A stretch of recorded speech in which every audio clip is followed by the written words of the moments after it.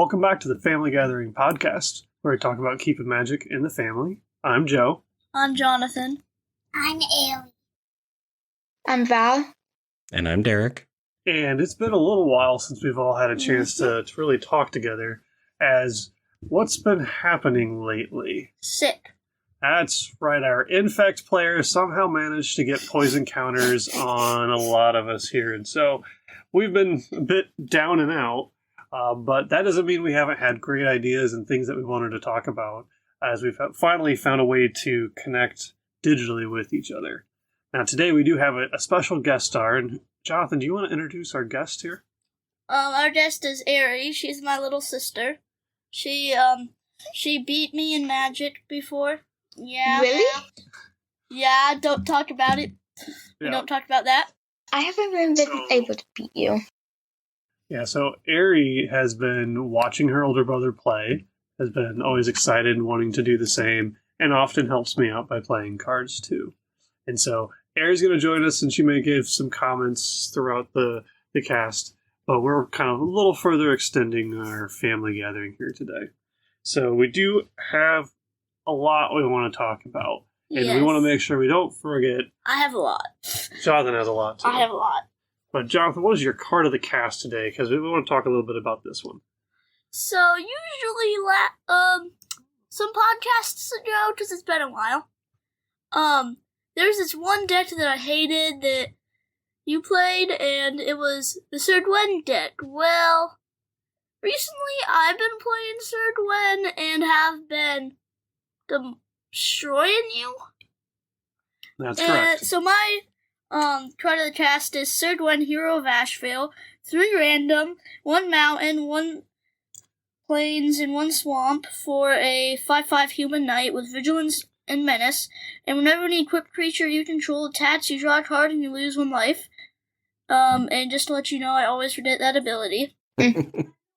Equipment you control have equip knight 0.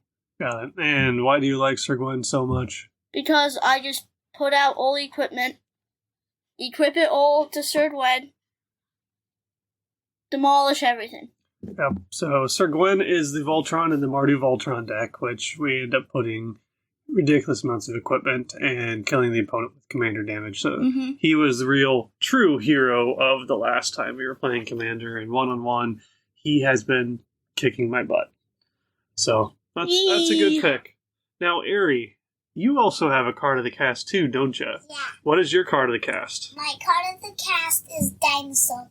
And Dinosaur Cat is a token, right? Yeah. And you remember how big he is? 2. He's a 2/2. That's right.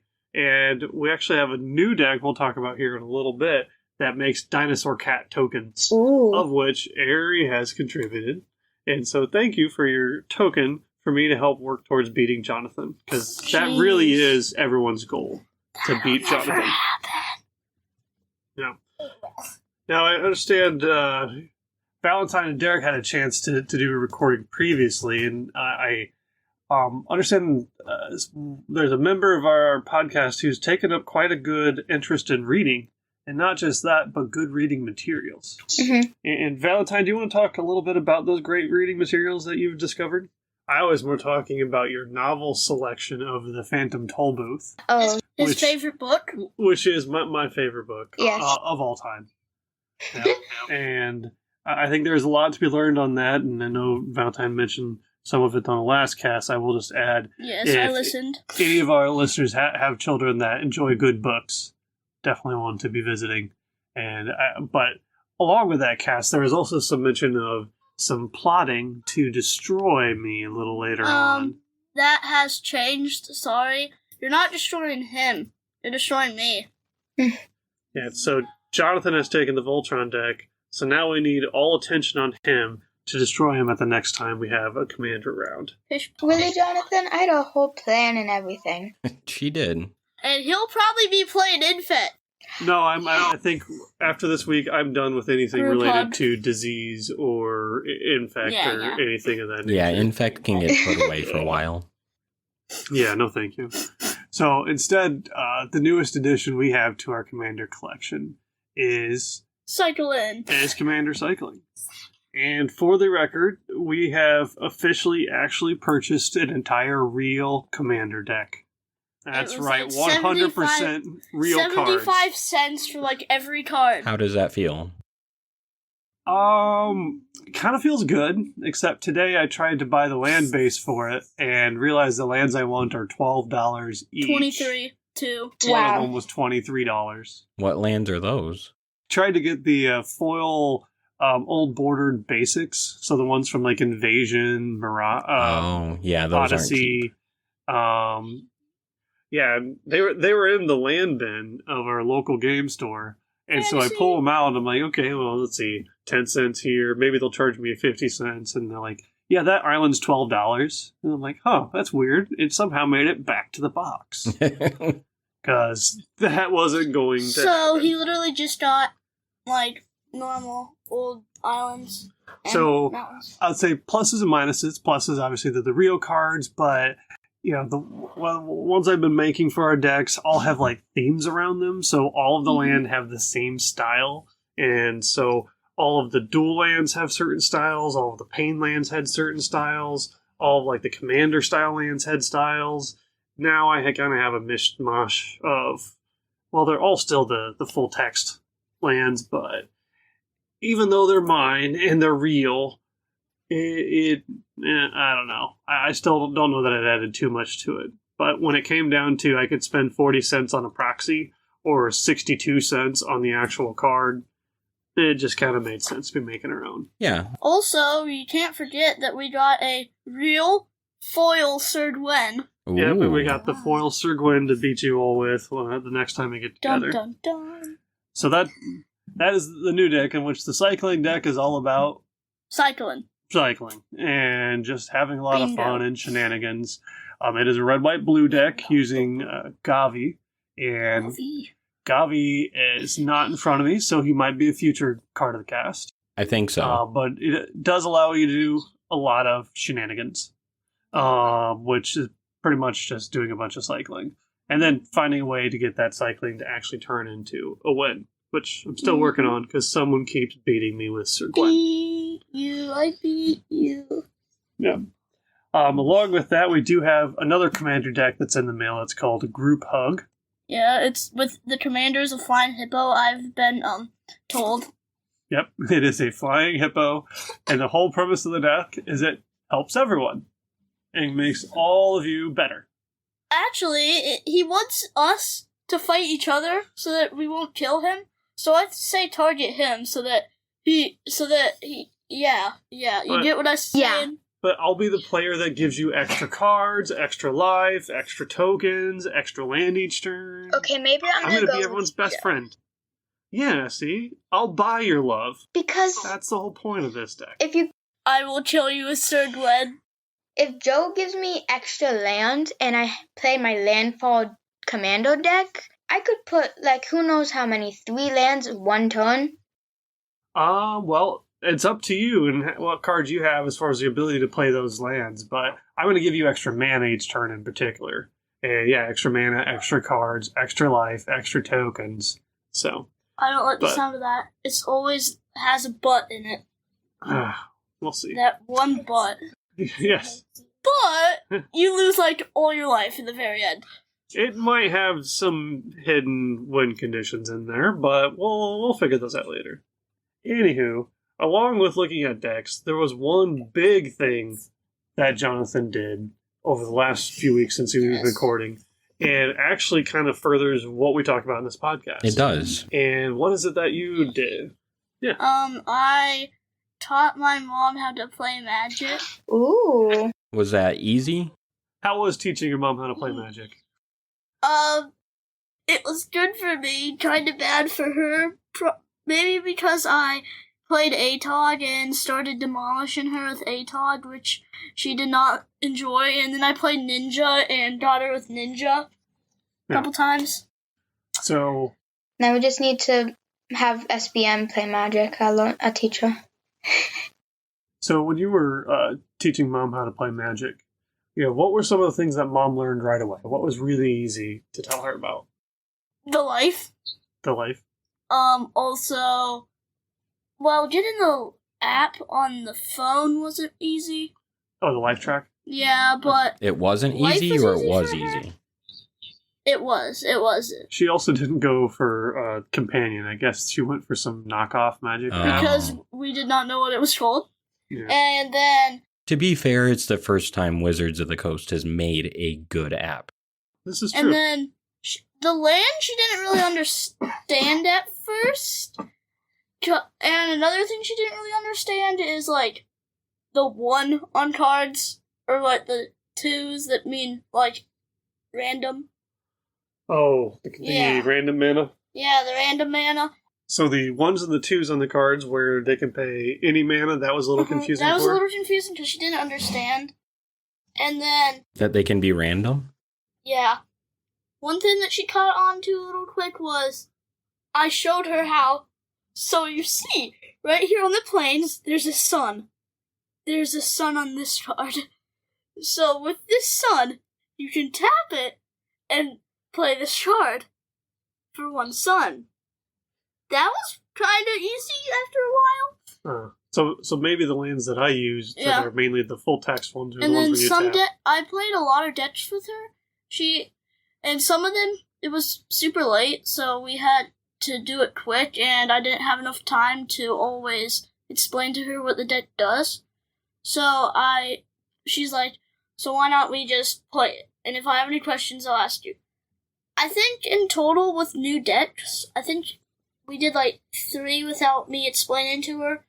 In total, she didn't really ask that many questions, because she kind of knew what everything did somehow. Well, she has been inadvertently exposed to magic for like 20 years. Yeah, she made a proxy counterspell. That's true. I mean, there's not a lot of foreign, and I think at some point I tried to teach her how to play, and it just didn't And then work well. and then she demolished you, I think. Yeah. And so one thing that sounds like did work well, sometimes you can explain all you want. You just have to do it. You just have to get into the game. You just have to be playing it. You have to struggle a little bit. You have to ask the questions, and then that's how you get familiar. You could probably talk to her all day long about it, but... Mm-hmm. And also, one thing, I would recommend seeing one person teach another person, beating their face into the ground. I know! Every single game. Wasn't... She hated... I'm pretty sure she hated, Slivers for some reason, because she never got land. Yeah. And every deck, she never got land. So it isn't my fault I had to beat her. She kept not getting land, and I kept having turns with all my land and all my creatures. What else could I do? Also... Did you shuffle for her? Yeah, no. She did. Okay. Herself. Well, one thing that I did that was kind of nice was I gave her like 2 extra turns to live. Oh, that is nice of you. So she was like, I got her to 1 health, and she was at 6 health. Then I gave her a turn. She did nothing. So then I hit her 1 health, and I was like, this is your final turn. And then she's like, just kill me. And I'm like, I'm giving you 1 extra turn. And then she did nothing on that turn. So then I did my turn. She's like, just kill me. And then I'm like, doing all my cards. Then I finally attack. So, And then I think she quit, maybe. I don't know. well, one of the things is it's frustrating enough to learn a new game when you're getting punched in the face constantly. That makes it a little bit harder. It does. And so I know her and I played a few games afterwards, and which I gave her some more opportunity to play. And actually, she's played very well. So I think you did a pretty good job as a teacher. Good job. But now that you've done it once, what would you do a little bit differently if you had to teach someone new? Try to play my Merfolk deck. That's how it goes. My Merfolk deck has never won because it is Merfolk. It deals. Got it. So give them a chance to maybe win one. Yeah, my Merfolk deck is so slow. The only way that I could possibly win is if you never drew land and only creatures. I kept swiping you for 1. I probably maybe could have won. Mm-hmm. But my Merfolk deck, all the times I played it, I have never won. Now, when Mom was playing, what was her favorite deck? I don't think she I think the one that she enjoyed when I played her was the Delver deck. Oh yeah, she liked Delver. Yeah, what else did she do with the Delver deck? She transformed. Oh, they flipped for her, huh? I don't know, she flipped turn 2 Delvers all the time. And then I killed them with my hand where it was kind of funny, but I had like all these creatures, I had like so little creatures out, and I had 5 cards in my hand kinda, and then all of those cards were kill spells. So she would play a creature, oh, whoops, it's dead. And then that's why she got so mad at Ninja. Well, ninjas will do that to you. Yeah. Ninja. So, Yeah. Ninja. so speaking of games that really make you mad when someone loses, Ari, was there a game that happened over the last few weeks that you liked a lot that made someone mad? So, Don't talk about it, please, no. Jonathan, he was playing with me, and Swords. it was really fun. Swords. Plowshare. So, he was at really low health, and we were at kind of really low health. And then, Jonathan, He played the big guy, right? Yeah, he played the big guy. Big guy. And what did we do right before he tried to attack? And then my dad told me, do you want to kill him? Or do you want to lose, or do you want to make him mad? And he was making mad. And then we Swords just to plowshares. Yeah. Ugh, I hate that With all of card. his equip triggers on the stack, If only. this is Sword of Plowshare, his Sir Gwen. That's Only very if clever. I have sword. It's only okay when I have it. It's only okay when I have it. Yeah. So, Except for Not. Yes, it is. all right. So Another that- game that makes me mad is Pokemon with Gary. Do Okay. not mess with Gary. Okay, I will. All right. So those were kind of the games and updates that we had from our side. Derek Valentine, what did you guys kind of do over the last week or two, besides the part where we all have too many poison counters? Well, I haven't been around Valentine, so I don't think that she's played any actual Magic. Valentine, No, I haven't played any actual Magic. have you played Arena at all?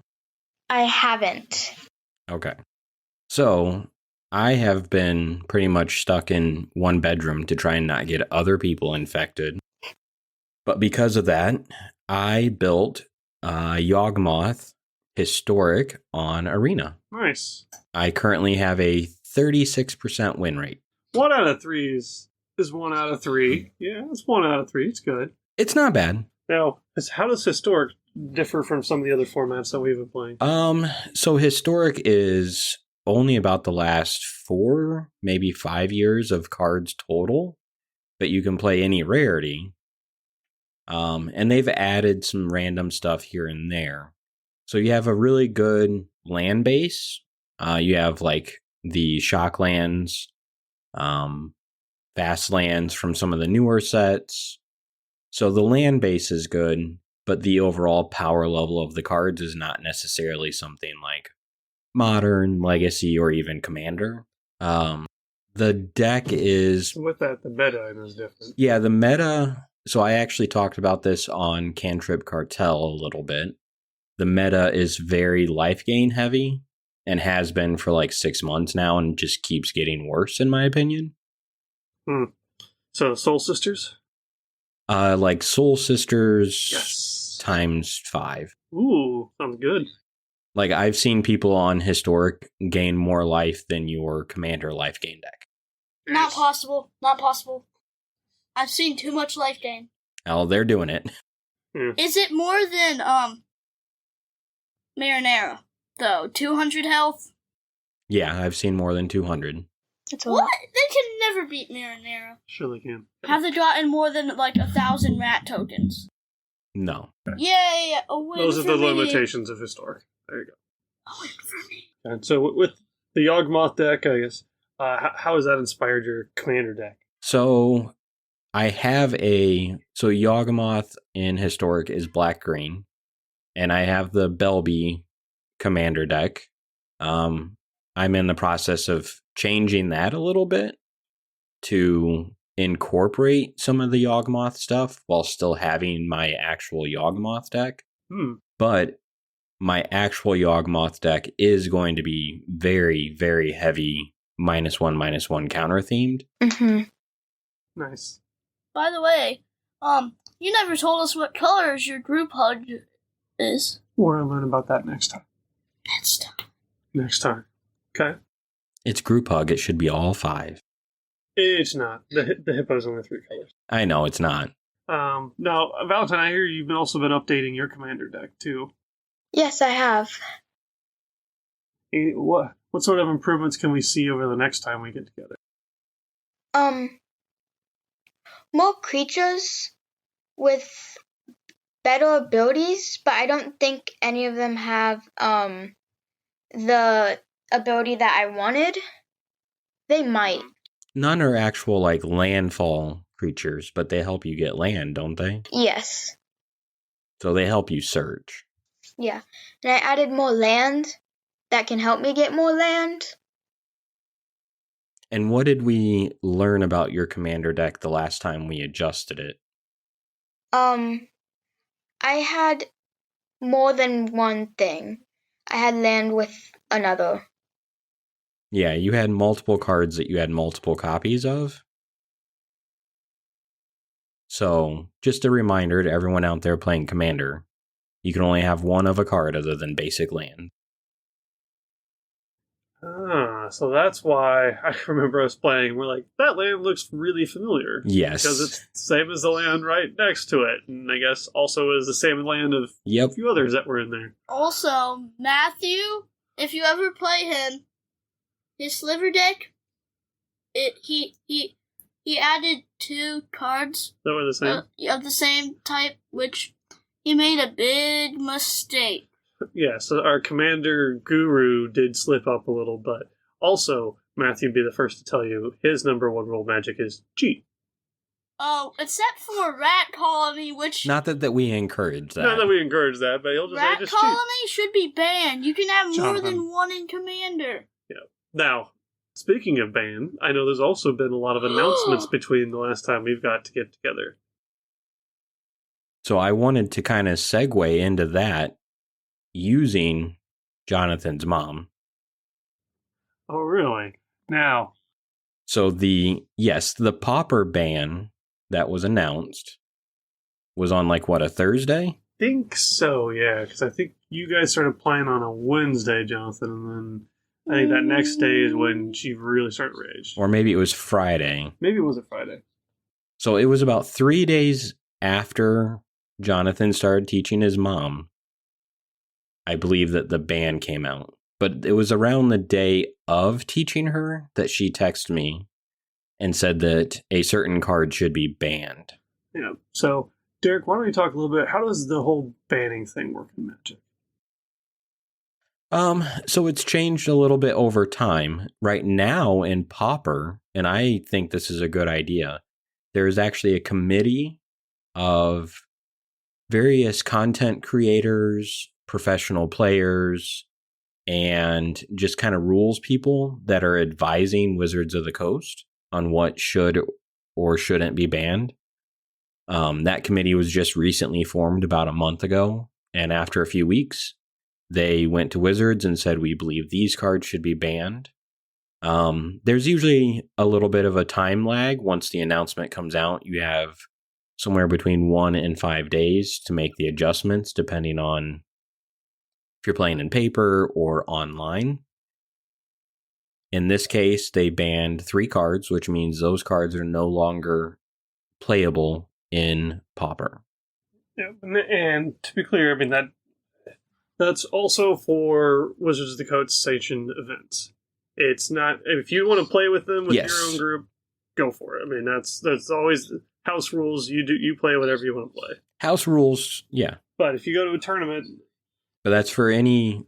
tournaments, you shouldn't have these cards in your deck. And so, what was the first one that was the big one that landed? Atog. That's right. So, our friend Atog. I'm not really surprised because That's the one Jonathan's mother texted me about. And she was very upset. Why? What did you do with Atog? I kind of sacrificed everything to Atog. I flung him once. Another time, I just straight up attacked, and she just gave up, I think. So Well, she probably died. Gave up because she ran out of life. Because she died. No. She gave up because I'm pretty sure she might have had creatures. They might have been tapped, but I think there's some creatures that are untapped. I think she was probably just upset and tired of dealing with Atog. So Atog is 1 in a red. He's a 1/2 by default here, but he does have the ability that you can sacrifice an artifact and give him +2/+2 until end of turn.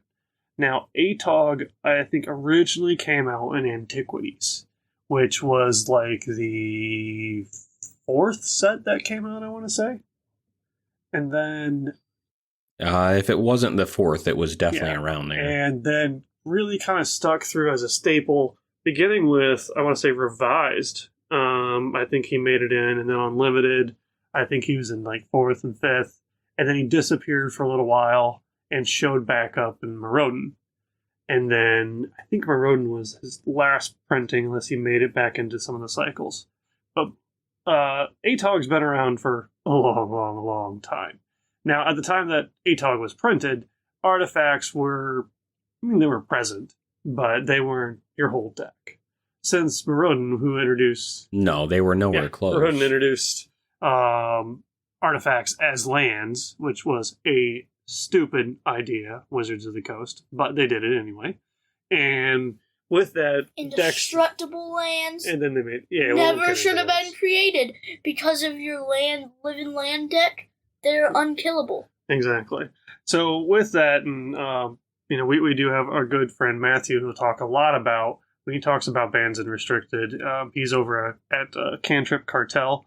Highly recommend you check out and listen to him talk about bans.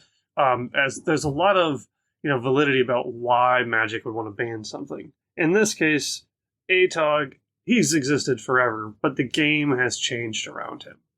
And in particular, he was printed originally as a common, which makes him pauper legal. And when you look at, if you pay attention to the pauper decks, with the delivery of Modern Horizons 2, Affinity exploded because they got Sojourner's Companion, which was then dropping a bunch of 4/4s all at once. They quickly realized that issue, and Sojourner's Companion got the ban hammer. It did? Yeah, it did. It's a while banned? ago. Yeah. Sorry. I'm just gonna go leave. I'll be back in 10 hours. Bye. But that's where Affinity was just destroying the format to where no other decks could be playable. And that's what Wizards is trying to do with bans, is to make it so that you don't have to play only one deck or you lose. Actually make it fun, create a variety of different decks in the meta that's out there. And so with this ban, I personally am sad to see him go, just because Atog's been around forever. He's always been a part of it. I'm kind of happy because the old art scares me. Every time I play and I see that art, you'll know that I have it because it'll be on the side of the table. Because you don't like the creepy picture. No. But I am a little frustrated because it's Atog. I mean, you can't ban Atog. He's a staple. But at the same time, I do kind of understand between that and Disciple of Vault, I'm which mad at banning. every time an artifact goes to a graveyard, an opponent loses a life. That comboing with Atog, Fling combos with Atog. There's a lot of cards that trigger off of just artifacts going to the graveyard, which you can do for free with Atog. So I could see how this might make sense. Derek Valentine, your thoughts? Yeah, it works with a lot of cards. I think that's the problem, is that Affinity in Pauper is so big and it works with so many cards.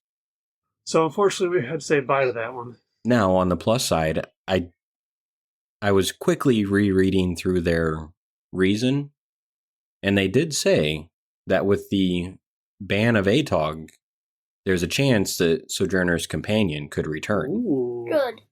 I would suggest not. I agree. I still don't think we should. How dare you say that? Affinity is just very powerful. It is really powerful, and as much as I really like Sojourner's Companion, it shouldn't have been made. And that's the other part of that's what really starts to frustrate me about some of these bans, is really they're bans to correct their mistakes. Now, Atog, again, has been around for a very, very long time. The game changed around him. Now, reevaluating him, he really shouldn't be a common, and actually he was reprinted as an uncommon because they recognize the strength. But they can't undo what has actually been done, since the past here. But when you have things like Chatterstorm, who we know destroyed the Pauper format and took probably way too long to get banned, that ban was to fix their flat-out mistake. And while some of the other formats, you're like, okay, we're going to introduce a card, maybe adjust a rarity or tinker with it a bit to try to fall in line, and okay, we didn't quite get it there. With Pauper, it's super easy to not get it played in Pauper.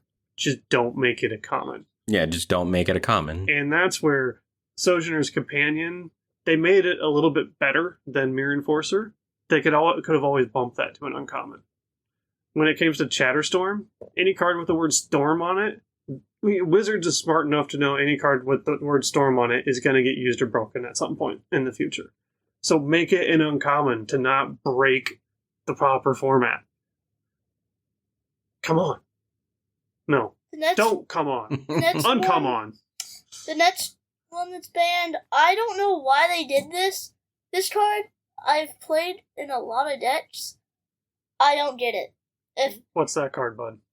Prophetic Prism. And what does Prophetic Prism do? It's been played in all of our decks. And what it does is when Prophetic Prism enters the battlefield, you draw a card, and you can pay 1 and tap this to add 1 mana of any color. And it costs 2 random. So mostly you use this so that you can take a mana, put it in the mana machine, and it makes a new mana. It is a filter. It is a mana rock. Well, it's not even a mana rock. It's a mana filter. Mana filter. It's a fish tank. Yeah, this one, I think they were wrong. And Wrong. And this is why. So their justification behind it is addressing the other deck that's been around for quite a while and has always come with a presence, and that's Urzatron. And for those unfamiliar, that's where the whole premise of the deck is you get Urza's Power Plant, Urza's Mine, Urza's Tower, which also came out in Antiquities, I believe. And if you have the 3 of them together, independently, they each generate 1 land. But when all 3 are on the table, they can collectively generate 7, which means you have access to 7 mana, in theory, on turn 3. That right there is the problem, is getting too much mana too early. Now, the problem is it's all colorless. And so what the rules committee tried to do here is to get rid of some of the ways to turn that colorless into color. Also, the fact that it comes into play. And hopefully slow the deck down. And when it comes into play, it draws a card, which does help give a little bit of ramp with it because the card replaces itself. You put it on the table, it gets another one in your hand. And there's ways to blink this and return it to your hand and exploit that draw mechanic. But ultimately, their attempt was to try to slow down Urzatron. My big issue is the problem isn't Prophetic Prism. The problem is Tron, for the same exact reason that I just explained why Atog was a problem. Is that Tron, again, was one of those delivered back in Antiquities that over the course of time, you can actually see Magic has adjusted, and I think it was reprinted again in 10th edition? Or was it? Prophetic Prism has 5 printings. No, I'm sorry. Tron lands. Oh, yeah. yes. They were originally in 5th, I believe. They were 4th and 5th, and then they came back in 10th. When they came back in 10th, they were printed as uncommons because Magic recognized they're too strong for a common, especially when you put them all together. But the rules committee didn't want to ban those lands because it was a staple core deck. That's where I disagree. That particular deck needs to die because but you're the one who plays that all the time. I play it because it's part of one of the big meta decks, which is why I add it to our Pauper collection. But when you look at what is the problem in that deck, it is those lands and themselves. And it has Atog in it, I think. Yeah. No, not that one. But Prophetic Prism, as Jonathan said, is in half of our decks. So now we're going to go into that. It is a color fix. It is a color fix, And in a format where you can only play commons, trying to play multiple colors, you need those cheap color fixes to get you through there. There are some dual color lands that are out there and that exist, but they're not easy to get into because they usually always come into play tapped. And you need those things as just the fix to try to make 2 and 3 colors more playable in the format. So when you kill those color filters, you're not just attacking Tron. You're attacking every other multicolor deck, which is going to make it harder to play multiple colors, which is going to reduce what can be done in the Pauper space. So now every time you play Pauper and you don't get mana, blame whoever banned this card. Yeah, well, always blame Wizards. It's WotC's fault. Okay. Who? Wilson? No. Yeah, Wizards of the Coast. WOTC. WotC. I think the other problem with Prism, though, is that it replaces itself. Yeah, but I don't know. 2 for just a color filter, I don't think's enough. I mean, now we have Chromatic Star that you have to burn it and then you get the card replacement. Maybe if it was... You can play Prismatic Lens. Yeah, but Prismatic Lens is not as good. No, it's not. But it only isn't as good because you don't get to draw a card. Yeah, so that's again where you're taxing playing multiple colors. With this, you're at least keeping the pace and kind of you're putting the card in to give you that way to make it easier to play those colors and the ability to replace itself. You shouldn't be taxing yourself just because you want to play another color in this format. That's Derek, what else are your thoughts on Prophetic Prism? Was this a good ban? No. I think, because I don't know if we really said, I think Atog was a good ban. I think Prism is not necessarily a good ban. Because I get where they're coming from. I understand everything that they said, what you said, and I get it, but I don't think that it's the right thing to ban. No. Now, the last ban that they had I don't know this card. is Bonder's Ornament. It looks like it should be in Group HUD, though. Maybe. So Bonder's Ornament, 3 random, tap to add 1 mana of any color, 4 and tap, each player who controls a permanent named Bonder's Ornament draws a card. I agree with this ban. So unlike the... Yeah, I think this is a good ban. Unlike the other one, which filters your colors, this one is just flat out generating it as a mana rock, and it generates the card draw. And so part of the issue with Tron is, again, you're getting a lot of mana. So at the end of the game, when you have just boatloads of mana available, you can just tap into this and keep drawing cards. So that's where I would argue there. Well, even on turn 3, if you had Tron, you could play this and draw a card. Super Rolls could use it with the infinite mana. And so I can kind of see the justification behind that because, again, the card draw off of that, especially as it gets to late game where that card draw matters more and more, I get the argument behind getting rid of this one. Prism, I'm sorry, I'm not going to get behind. That was the wrong target. And, I bet in, 40 more podcasts later, we're still going to be talking about this and arguing about it. Probably. And if I'm wrong, Probably. please let us know at, Please give us a shout out. And, we'd love to hear everyone else's opinion on it. Bonder's Ornament, Derek, you said, good ban. Yeah, I think that is a good ban. I think Atog is good. Ornament is good. Prism, not so much. I'd agree. Valentine, what do you think? I also agree with you, Dad. Good. You can stay in the house. Let it be noted. I still can't get over the fact that they banned Sojourner's Companion. Oh, you should, because, Affinity was out of control. You're out of the house. We'll see I'm going to let you sleep in the snow. Okay. So I think that was the big the Wizards news around the end of January. However, we know that there's a new set that's right around the corner. Yes. And it has a really funny word that I said 5 times at Fantasy. Which is? Omijawa.